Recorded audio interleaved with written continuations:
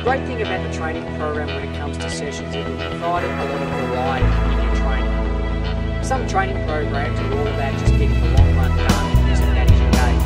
Well, we've decided to not have that as a gauge, but incorporate some training sessions that we think will be enjoyable, provide a great amount of variety, and work with three functionalities like be a distance athlete, speed, strength, and endurance.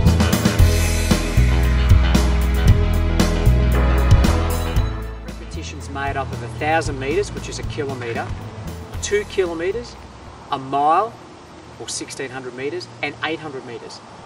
Now, before each one of those sessions, you should do a 15 to 20 minute slow jog as a warm-up, and then spend 10 to 15 minutes stretching. Incorporate 3 to 4 100 metre strides beforehand, and get yourself warmed up and ready to be able to do your session.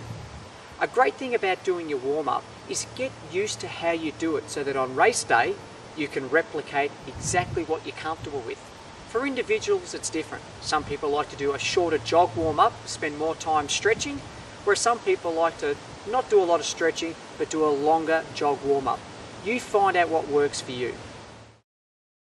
Repetitions made up of 1,000 metres, which is a kilometre, 2 kilometres, a mile, or 1,600 metres, and 800 metres.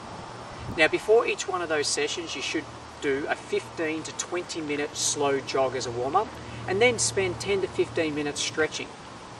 Incorporate 3 to 4 100 metre strides beforehand, and get yourself warmed up and ready to be able to do your session. A great thing about doing your warm-up is get used to how you do it so that on race day you can replicate exactly what you're comfortable with. For individuals it's different. Some people like to do a shorter jog warm-up, spend more time stretching, whereas some people like to not do a lot of stretching but do a longer jog warm-up. You find out what works for you. In relation to your repetitions, make sure you stick to the gauge that we set. It'll be roughly 5 to 10% quicker than your marathon race pace. Do your repetition. At the end of your repetition, you'll then have a recovery. Make sure during that recovery, if you can, that you jog around. Try not to walk.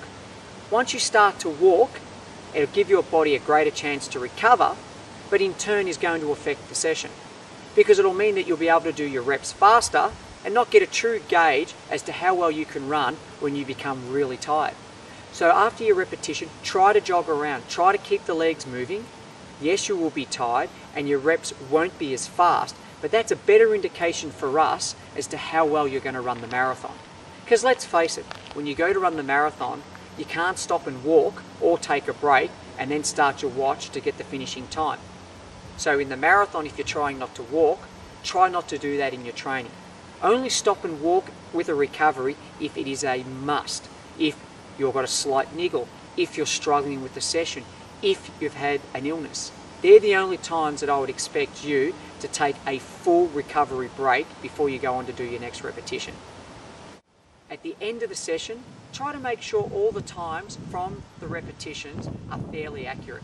Don't start the training session off very, very hard and then by the end of the session find that your reps have dropped off 10, 20 or even 30 seconds in some instances.